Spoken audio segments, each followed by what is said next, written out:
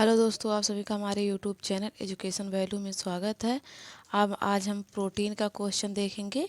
हमारे प्रोटीन से जितने क्वेश्चन बन सकते हैं हमने उतने बनाया है। तो चलिए, हमारा पहला क्वेश्चन है। देखिए, पहला क्वेश्चन क्या है। मानव शरीर में प्रोटीन के प्रकार निम्नलिखित हैं। मानव शरीर में प्रोटीन के कौन कौन से प्रकार हैं? तो देखिए, ए ऊतकों की वृद्धि एवं रख रखाव, वांछनीय बैक्टीरिया की वर्धक वृद्धि, और सी है पृथकारी के रूप में कार्य, डी है समुचित पीएच का रख रखाव, और ई है पोषक तत्व का संवहन। सही विकल्प चुनिए। ठीक, यहाँ से पोषक तत्व का संवहन। तो कौन सा सही होगा? तो क्या क्या कार्य रहते हैं प्रोटीन? तो देखिए, ऊतक प्रोटीन का जो है वो ऊतकों की वृद्धि एवं रखरखाव भी करता है, लेकिन वो बैक्टीरिया की वर्धक वृद्धि नहीं करता है, और ना ही पृथक्कारी के रूप में कार्य करता है। तो ये भी हमारा गलत हो जाएगा। लेकिन समुचित पीएच का रखरखाव ये सही है। पोषक तत्व का संवहन भी करता है। तो हमारा ऑप्शन ए डी ई सही है। तो देखिए, कौन सा ए डी ई, यानी कि ऑप्शन डी सही है। कौन सा ऑप्शन सही होगा? तो ऑप्शन डी सही होगा। चलिए, अगला क्वेश्चन देखते हैं। हमारा क्वेश्चन दूसरा है। यूरिल अम्ल एक है। यूरिल अम्ल एक है। तो यूरिल अम्ल क्या है? वसाम्ल है, प्यूरिन है, लिपिड है, या लाइपोसोम है? तो क्या है दोस्तों? तो ये प्यूरिन है। ठीक, यूरिल अम्ल एक प्यूरिन है। ये ऑप्शन बी, दूसरे का ऑप्शन बी सही होगा। चलिए, अगला क्वेश्चन देखते हैं। हमारा क्वेश्चन नंबर है तीसरा। अर्ध आवश्यक अमीनो अम्ल है। तो कौन सा है? अर्ध आवश्यक अमीनो अम्ल है। तो ये आर्जिनिन जो है ये अर्ध आवश्यक अमीनो अम्ल है। ऑप्शन ए सही है। चलिए, चौथा क्वेश्चन देखिए।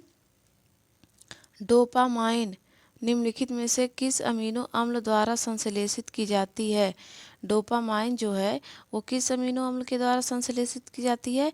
तो मिथियोनाइन, जो ये ऑप्शन ए है ये सही है। मिथियोनाइन के द्वारा डोपामाइन संश्लेषित की जाती है। ऑप्शन ए सही है, चौथे का ऑप्शन ए। पांचवा देख लीजिए। पांचवा है कैल्सीटोनिन अमीनो अम्ल की संख्या। कैल्सीटोनिन, यहाँ देखिए डॉट डॉट, अमीनो अम्ल की संख्या वाला एक पेप्टाइड है। तो बताइए कितना है?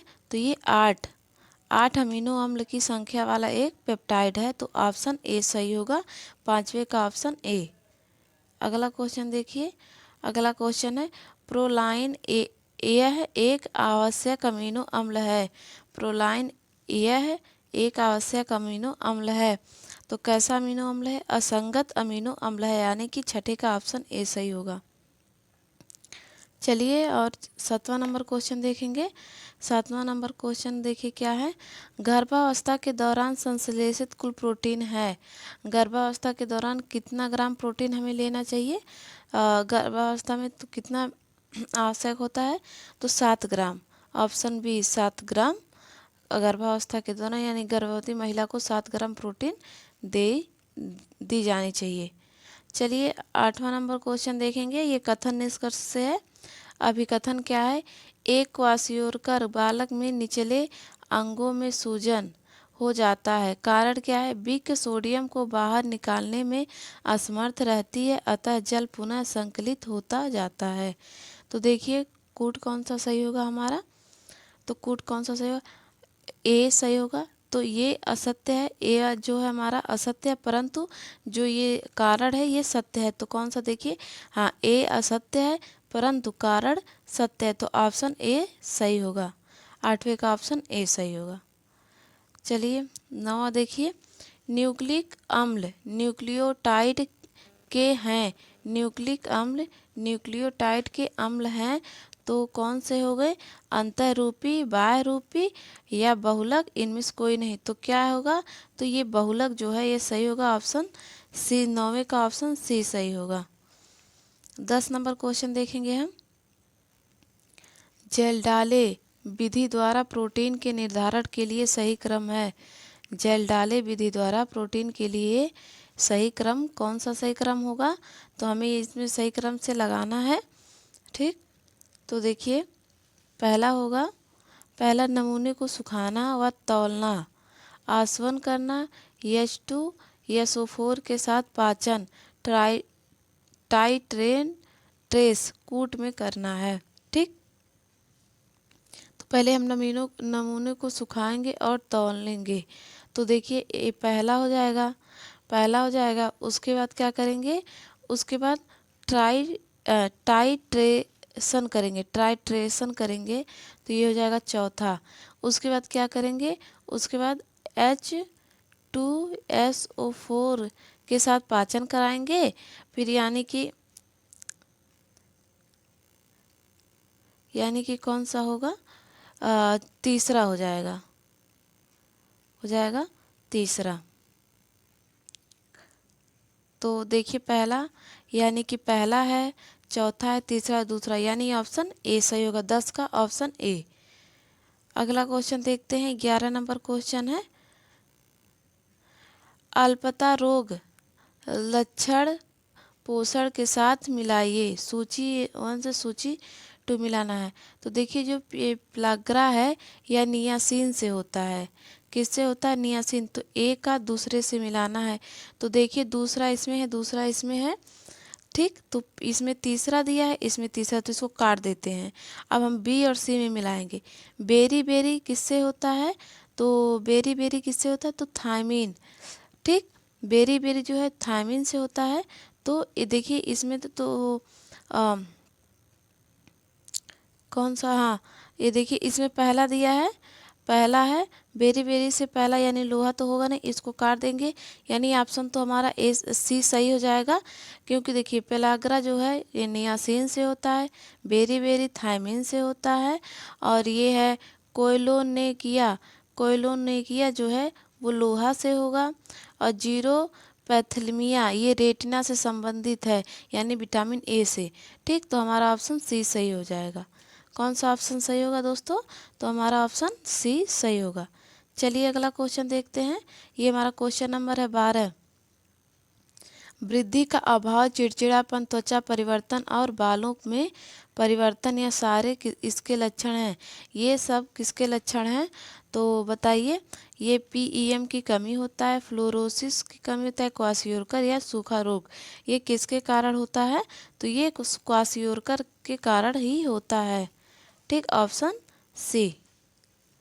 अगला क्वेश्चन है, ये देखिए 13 नंबर क्वेश्चन है, लैक्टिन्स कार्बोहाइड्रेट बाइंड प्रोटीन्स है, तो ये सही है, गलत है, असंगत है, संबंधित नहीं है, तो कौन सा सही होगा, तो ये सही है, यानी ऑप्शन ए, 13 का ऑप्शन ए। 14 नंबर क्वेश्चन है, सड़ी हुई और अमोनिया जैसी गंध उत्पन्न करने के लिए बैक्टीरिया द्वारा भोजन का कौन सा घटक पचाया जाता है, प्रोटीन, लिपिड, स्टार्च, विटामिन्स, तो कौन सा घटक पचाया जाता है दोस्तों, तो ये विटामिन्स होते हैं जो पचाया जाता है। अगला देखिए हमारा 15 नंबर क्वेश्चन है, प्रोटीन मुख्यतः इनमें से किस रूप में अवशोषित किए जाते हैं, प्रोटीन मुख्यतः इनमें से किस रूप में अवशोषित किए जाते हैं, तो डाइपेप्टाइड में, ट्राइपेप्टाइड में, अमीनो एसिड में, पॉलीपेप्टाइड में, तो किस रूप में किए जाते हैं दोस्तों, 15 का ऑप्शन सी, अमीनो एसिड में किए जाते हैं। जो प्रोटीन है वो अमीनो एसिड में किए जाते हैं, उसका छोटा छोटा रूप जो होता है अमीनो अम्ल होता है। चलिए ऑप्शन सी सही होगा 15 का। अब क्वेश्चन नंबर है 16, निम्न में से कौन सा प्रोटीन का आवश्यक घटक है जो रेटिना रिसेप्टर्स में प्रकाश को अवशोषित करता है, कैथेप्सिन, रोडाप्सिन, कार्निया, कैसीइन, तो कौन सा अवशोषित करता है दोस्तों, तो ऑप्शन बी सही होगा, रोडाप्सिन जो है 16 का रोडाप्सिन, ऑप्शन बी सही है। 17 नंबर क्वेश्चन देखिए, मानव शरीर में प्रोटीन का प्रमुख कार्य निम्न में से कौन सा है, कब्ज को रोकना, हड्डियों और दांतों को मजबूत बनाती है, और दृष्टि को सुधारती है, दृष्टि को सुधारती है और ऊतकों की मरम्मत करती है। तो कौन सा सही होगा? मानव शरीर में प्रोटीन का प्रमुख कार्य निम्न में से कौन सा सही है? तो ये जो है ऊतकों की मरम्मत करती है, यानी ऑप्शन डी सही है। ऑप्शन कौन सा सही है? ऑप्शन डी सही है। यहाँ देखिए 18 नंबर क्वेश्चन देखिए। 18 नंबर क्वेश्चन, आवश्यक अमीनो एसिड में से एक है। आइसोल्यूसिन है, ग्लाइसिन है, एलानिन है, प्रोलाइन है। तो आवश्यक अमीनो एसिड में से कौन सा है? तो कौन सा आवश्यक अमीनो एसिड है? तो 18 का ए, आइसोल्यूसिन जो है ये आवश्यक अमीनो एसिड है। अर्ध आवश्यक अमीनो अम्ल है, कौन है? ल्यूसीन है, एलानिन है, वेलिन है, आर्जिनिन है। तो कौन सा है? तो जो ये एलानिन है ये अर्ध आवश्यक अमीनो अम्ल है। एलानिन जो है ऑप्शन बी, 19 का ऑप्शन बी सही होगा, एलानिन। देखिए 20 नंबर क्वेश्चन है, यह अमीनो एसिड नियासिन का प्रभावित रूप है। यह अमीनो एसिड नियासिन का प्रभावित रूप है। तो कौन सा ऑप्शन सही है? सी, यानी ट्राइटोफेन जो है ये अमीनो एसिड नियासिन का प्रभावित रूप है, ट्राइटोफेन। ऑप्शन सी, 20 का option C is the right answer. 21 number question देखिए, निम्न में से कौन सा आवश्यक अमीनो एसिड है? आवश्यक अमीनो एसिड कौन सा है? तो आवश्यक अमीनो एसिड कौन सा है? एलानिन है, एस्परजीन है, ग्लाइसिन है या लाइसिन है। तो कौन सा आवश्यक अमीनो अम्ल है? तो जो ये लाइसिन है ये आवश्यक अम्ल है, ऑप्शन डी सही है। 22 नंबर क्वेश्चन है, निम्न में से अपूर्ण प्रोटीन कौन सा है? चावल की प्रोटीन, जेलेटिन है, दाल प्रोटीन, अंडा प्रोटीन है। तो ये बताना है अपूर्ण प्रोटीन कौन सा है? तो ये जेलेटिन जो है ये अपूर्ण प्रोटीन है, ऑप्शन बी, 22 का ऑप्शन बी सही है। 23 देख लीजिए, प्रोटीन विश्लेषण की सबसे अधिक उपयोग होने वाली विधि है। प्रोटीन विश्लेषण की सबसे अधिक उपयोग होने वाली विधि है तो कौन सी है?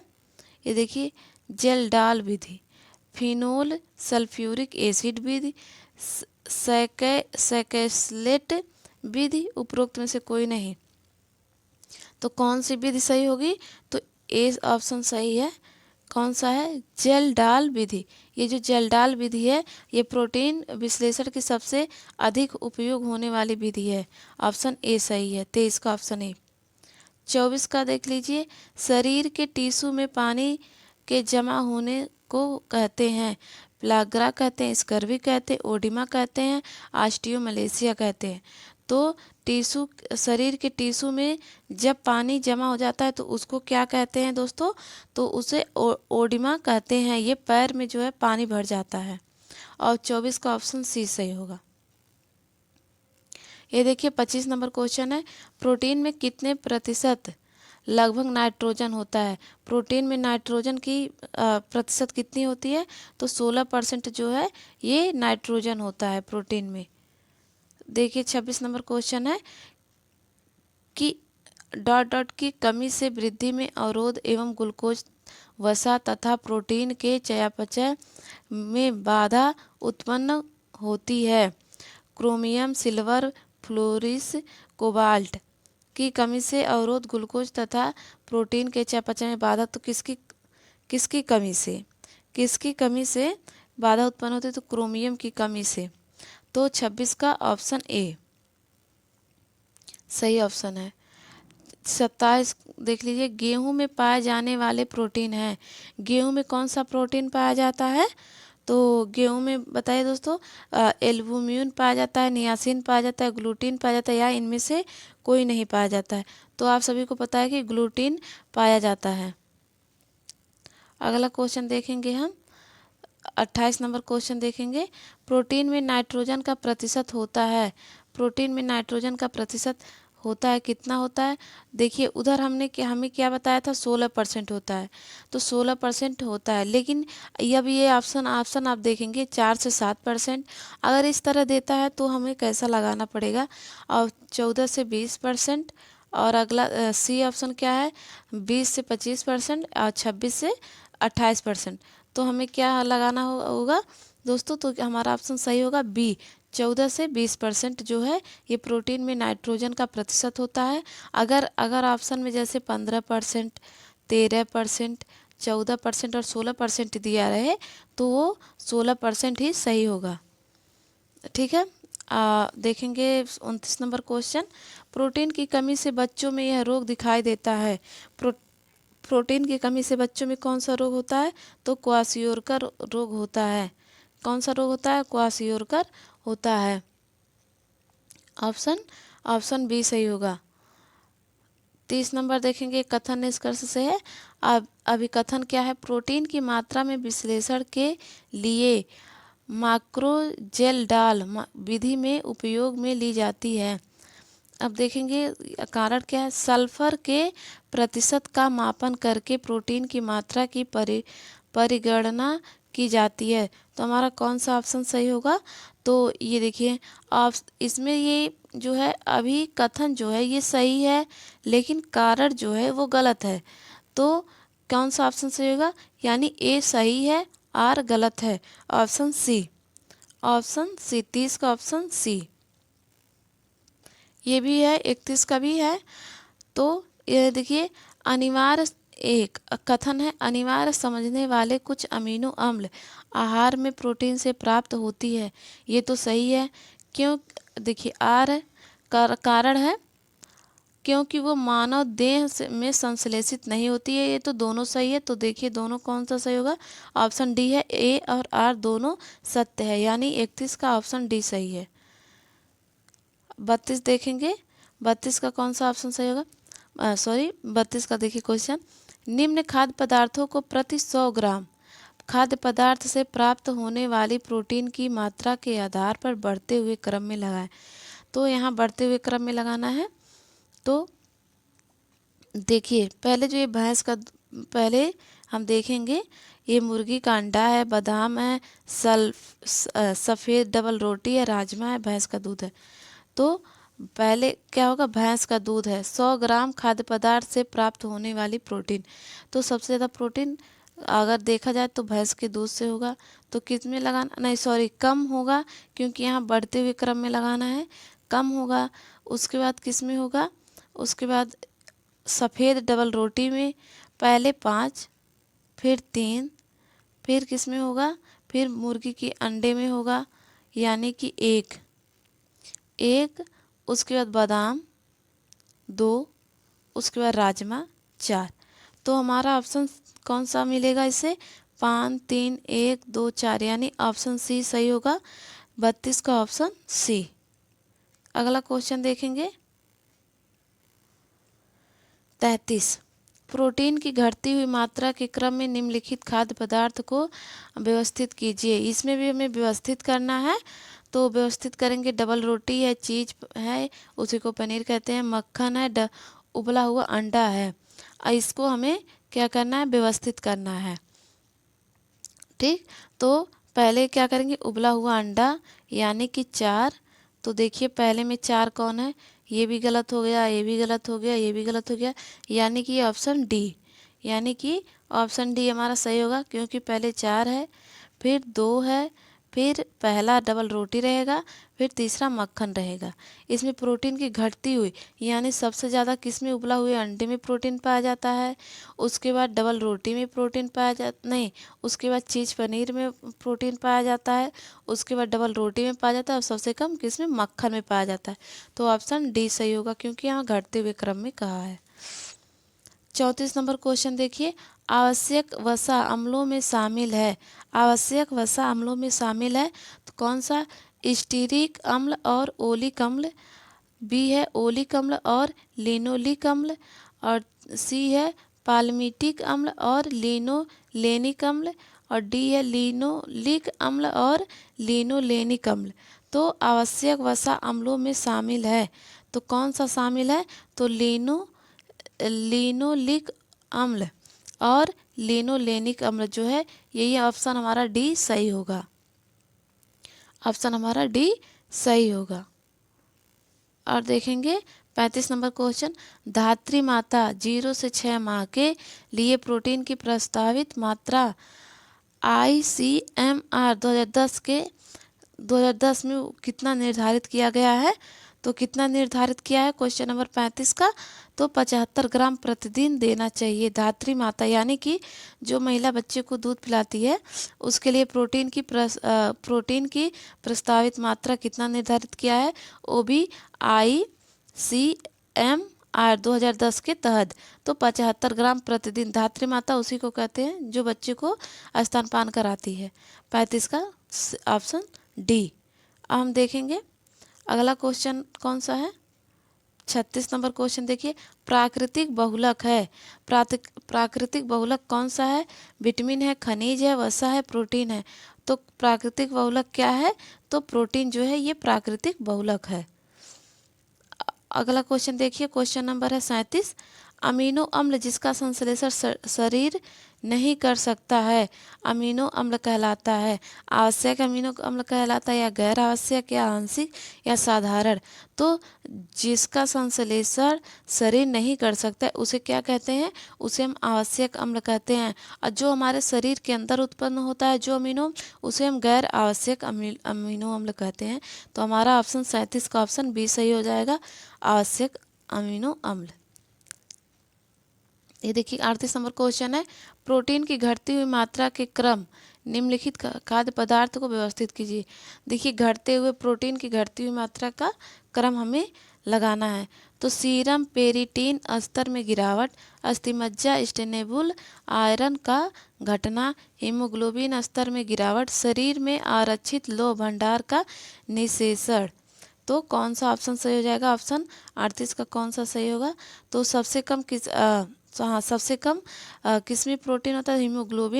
हीमोग्लोबिन स्तर में गिरावट, हीमोग्लोबिन स्तर में गिरावट। तो यानी तीसरा पहले आएगा तीसरा। तो देखिए इसमें तीसरा तो पहला है नहीं, बी में भी चौथा दिया है, सी में, यानी कि ऑप्शन डी हमारा सही हो जाएगा क्योंकि इसमें पहला तीसरा दिया है। फिर आप लोग यहाँ से अब मिला सकते हैं, फिर चौथा हो जाएगा, फिर यहाँ अस्थिमज्जा दूसरा हो जाएगा, और फिर सीरम फेरिटीन स्तर में गिरावट यानी कि पहला हो जाएगा, यानी ऑप्शन डी सही होगा। 38 का ऑप्शन डी सही हो जाएगा। 39 नंबर क्वेश्चन देखिए, निम्नलिखित एक सल्फर युक्त अमीनो एसिड है। तो एक सल्फर युक्त अमीनो एसिड कौन सा होगा? तो 39 का कौन सा होगा? देखिए लाइसिन होगा, मिथियोनिन होगा, फिनाइल एलानिन होगा, या वैलिन होगा। तो मिथियोनिन जो है ये सल्फर युक्त अमीनो एसिड है। 40 नंबर क्वेश्चन देखिए, यहाँ कथन देखिए क्या दिया है। एक क्वासियोरकर शिशु की टांग इंडिमा ग्रसित होती है। क्या होती है? क्या कह रहा है? इंडिमा ग्रसित होती है, और ये सही है।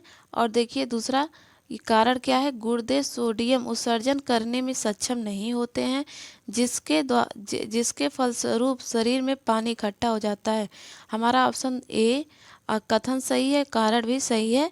तो देखिए ऑप्शन बी सही होगा, ए और आर दोनों सही है। 40 का ऑप्शन बी सही है।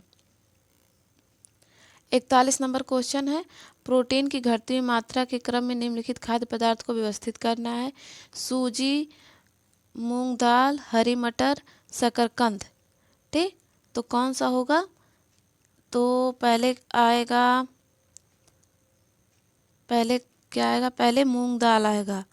पहले घटती हुई यानी कि सबसे ज़्यादा प्रोटीन किसमें? मूंग दाल में पाई जाती है। हमें इसे ऑप्शन के थ्रू करना है, ये नहीं कि आप सोयाबीन खोजने लगें, दूध खोजने लगें, ऐसा कुछ नहीं है। जो आपको ऑप्शन में मिले उसके अनुसार आप लोगों को लगाना है। तो इस ऑप्शन में सबसे ज़्यादा प्रोटीन मूंग दाल में मिलती है। तो देखिए दूसरा, आप लोग इस तरह एग्ज़ाम में भी कर सकते हैं, पहले ऑप्शन मिला लेंगे, यानी जो आपको पहले सही लगेगा वही पहले रखेंगे। तो हमको पहले क्या पता है? हमें पता है कि मूंग दाल में सबसे ज़्यादा प्रोटीन पाई जाती है। तो देखिए दूसरा किस किस में पहले है? तो दूसरा पहले में है, लेकिन बी में जो है वो तीसरा दिया है, तो ये गलत हो जाएगा। सी में जो है पहला दिया ये भी गलत हो जाएगा, और डी में चौथा दिया तो ये भी गलत। यानी हमारा ऑप्शन, हमें तो पता ही चल गया कि ऑप्शन कौन सा सही हो जाएगा, ऑप्शन ए सही होगा। इससे क्या, ऐसे क्वेश्चन से क्या है आपका ज़्यादा तैयार होगा, और भी क्वेश्चन तैयार होंगे, क्योंकि ये पूछ सकता है कि मान लीजिए सूजी में प्रोटीन क्या है, हरी मटर में है, शकरकंद में है, तो इस तरह से। अब देखिए पहले हमारा मूंग दाल हो जाएगा, उसके बाद क्या हो जाएगा, हरी मटर हो जाएगी, उसके बाद क्या हो जाएगा, सूजी हो जाएगा, फिर शकरकंद, यानी ऑप्शन ए सही हो जाएगा और ये बाकी 3 गलत हो जाएंगे। ठीक, 41 का ए। 42 नंबर देख लीजिए। निम्नलिखित वसी अम्लों को उनके बढ़ते हुए असंतृप्त दर्जे अनुसार सही क्रम में लगाइए।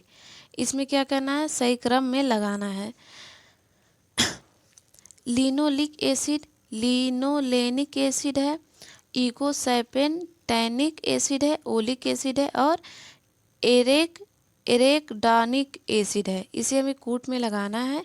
तो पहले कौन आएगा, पहले लिनोलेनिक एसिड आएगा। तो देखिए पहला हमारा ए आएगा, ए आएगा तो देखिए किस में ए है, तो हमारा सी में पहला ए नहीं है, बी में नहीं है, सी में है और डी में है, यानी ए बी तो हमारा ऑप्शन नहीं होगा। अब हम सी और डी को मिलाएंगे, फिर कौन सा आएगा, फिर आता है लिनोलेनिक एसिड, फिर आता है लिनोलेनिक एसिड, यानी ऑप्शन बी सही होगा। यानी देखिए यहाँ पर ऑप्शन ए तो है, दोनों में ए है, लेकिन बी सिर्फ डी में है, सी में नहीं, यानी कि सी भी गलत होएगा, हमारा ऑप्शन डी सही हो जाएगा। तो ऑप्शन डी सही है, लेकिन हम मिला देते हैं, फिर इसमें क्या हो जाएगा, ऑप्शन डी आएगा। ओलिक है, उसके बाद एरेक डानिक है, उसके बाद क्या आएगा, फिर आएगा इकोसैपेंटैनिक एसिड। ठीक, अगला को अब देखिए, अब 42 का ऑप्शन डी सही हो जाएगा। 43 नंबर क्वेश्चन देखिए। निम्नलिखित एक आवश्यक अमीनो अम्ल नहीं है। इसमें क्या करना है, आवश्यक अमीनो अम्ल नहीं है वही बताना है। तो देखिए लाइसिन, मिथियोनाइन, ये तो आपको पता है आवश्यक अमीनो अम्ल है। एलानिन और फिनाइल एलानिन, तो कौन सा आवश्यक अम्ल नहीं है, तो आवश्यक अम्ल जो है एलानिन जो है ये हमारा आवश्यक अम्ल नहीं है, तो ऑप्शन सी सही हो जाएगा। 43 का ऑप्शन सी। 44 नंबर क्वेश्चन देख लीजिए। निम्नलिखित आवश्यक अमीनो एसिड हैं। कौन कौन से आवश्यक अमीनो एसिड हैं, तो देखिए ट्रिप्टोफैन ये हमारा आवश्यक अमीनो एसिड है। उसके बाद क्या है, बेलिन, ये भी हमारा आवश्यक अमीनो एसिड है। और क्या है, लाइसिन, ये भी हमारा आवश्यक अमीनो अम्ल है। और ये ल्यूसीन नहीं है, सेरिन नहीं है, एलानिन, एलानिन जो है ये भी हमारा नहीं दोस्त, एलानिन नहीं है, ल्यूसीन है, सॉरी एक मिनट, देखिए ट्रिप्टोफैन है, बेलिन है, लाइसिन है, ल्यूसीन है, ल्यूसीन है। ये जो सेरिन है, एलानिन है, ये गैर आवश्यक अम्ल है। तो हमारा 1 2 3 4, यानी 1 2 एवं 3 ये 4, यानी ऑप्शन कौन सा सही होगा, ए। 44 का ऑप्शन ए सही है। 45 नंबर क्वेश्चन देखिए। इसमें क्या करना, आवश्यक एसिड अमीनो, इसमें भी वही बताना है कौन कौन सा आवश्यक अमीनो अम्ल है। इससे क्या होगा, इस क्वेश्चन से आपका आवश्यक अमीनो अम्ल कौन कौन सा ये याद हो जाएगा। उसके बाद दोस्तों जब अगर आवश्यक अमीनो अम्ल नहीं दिया रहेगा तो आपको पता चल जाएगा कि कौन सा आवश्यक अम्ल नहीं है। ठीक, तो कौन सा है, तो देखिए आइसोल्यूसिन ये हमारा आवश्यक अम्ल है। एलेनिन ये हमारा आवश्यक अम्ल है, और नहीं एलेनिन तो नहीं है, एलेनिन नहीं है दोस्तों, ये सॉरी ये क्या है, ये आइसोल्यूसिन है। उसके बाद ये एलेनिन नहीं है, ये लाइसिन है, और लाइसिन है और ल्यूसिन है, क्योंकि इसके पहले वाले क्वेश्चन में हमने देखा आइसोल्यूसिन और लाइसिन और ल्यूसिन। ठीक, एलानिन क्या है हमने बताया था, वो गैर आवश्यक, यानी कि 1 3 4, 1 3 4 ऑप्शन सी। 45 का ऑप्शन सी। 46 नंबर क्वेश्चन देख लीजिए। खाद्य पदार्थ में नाइट्रोजन की मात्रा के क्रूड प्रोटीन में परिवर्तित होने का आकलन करने के लिए रूपांतरण गुणक है। तो कौन सा सही होगा, तो 6.25, ऑप्शन ए 6.25। 47 नंबर क्वेश्चन देखेंगे। निम्नलिखित अनूठे खाद्यान्न पोषण सुरक्षितता के लिए विकसित किए गए हैं। तो कौन कौन से विकसित किए गए हैं यही बात बताना है। ठीक, तो देखिए 47 का पहला है पूर्ण प्रोटीन। ठीक, पूर्ण प्रोटीन। फिर किण्वन खाद्य पदार्थ ये नहीं है। फिर स्पाइरुलाइन ये सही है, यानी कि पहला और तीसरा। पहला तीसरा किस में है? ए में नहीं है। बी में भी, बी में पहला और तीसरा है लेकिन बीच में दूसरा है, पहले आएगा दूसरा नहीं, सही है। ठीक, चौथा तीसरा दूसरा, यानी दूसरा जब नहीं सही है तो ये भी गलत हो जाएगा। ऑप्शन हमारा डी सही होगा और चौथा होगा, यानी चौथा कौन सा है? टेक्सचर सोया, टेक्सचर सोया प्रोटीन, यानी ऑप्शन डी सही हो जाएगा। 47 का ऑप्शन डी। देखिए 48 नंबर क्वेश्चन, सुगंधित अमीनो अम्ल है। सुगंधित अमीनो अम्ल कौन सा है? तो टायरोसिन। टायरोसिन क्या है? सुगंधित अमीनो अम्ल है। अब हम देखेंगे 49 नंबर क्वेश्चन। 49 नंबर क्वेश्चन क्या है? निम्नलिखित खाद्य पदार्थों में प्रोटीन की गुणवत्ता बढ़ाने के लिए प्रोटीन संपूरक कार्य के सिद्धांत का प्रयोग होता है। ठीक, तो देखिए कौन सा है? इडली। ये गुणवत्ता बढ़ाने के लिए प्रोटीन संपूरक कार्य के सिद्धांत का प्रयोग होता है इडली में, इडली में और मिस्सी रोटी में। और देखिए पहला और दूसरा सही है, इसमें पहला दूसरा है लेकिन इसमें नहीं है, पहला नहीं है तो ये तो गलत हो जाएगा। इसमें पहला है लेकिन दूसरा नहीं है, यानी भी ए बचा है और डी बचा है। ठीक, और क्या हो जाएगा? और क्या हो जाएगा? खिचड़ी। खिचड़ी में होता है, तो ऑप्शन डी सही हो जाएगा हमारा, ए भी गलत हो जाएगा। 49 का ऑप्शन डी हमारा। देखिए 50 नंबर क्वेश्चन है और इस सेशन का लास्ट क्वेश्चन है। प्रोटीन अमीनो एसिड से बनते हैं। प्रोटीन कैसे बनते हैं? तो अमीनो एसिड से बनते हैं। शरीर का निर्माण करते हैं। प्रोटीन शरीर का निर्माण करते हैं, अधिक मात्रा में पाए जाते हैं। किसमें प्रोटीन अधिक मात्रा में पाए जाते हैं? तो अंडे की जर्दी में जो है प्रोटीन अधिक मात्रा में पाए जाते हैं। ऑप्शन ए सही होगा हमारा। कौन सा? 50 का ऑप्शन ए सही होगा। दोस्तों अगर क्वेश्चन अच्छे लगे हों और वीडियो पसंद आया हो तो वीडियो को लाइक करिए, सब्सक्राइब करिए और ज़्यादा से ज़्यादा शेयर करिए और कमेंट करके ज़रूर बताइए कि वीडियो आप लोगों को कैसा लगा। मिलेंगे ऐसे क्वेश्चन के साथ अगले वीडियो में। अभी के लिए धन्यवाद।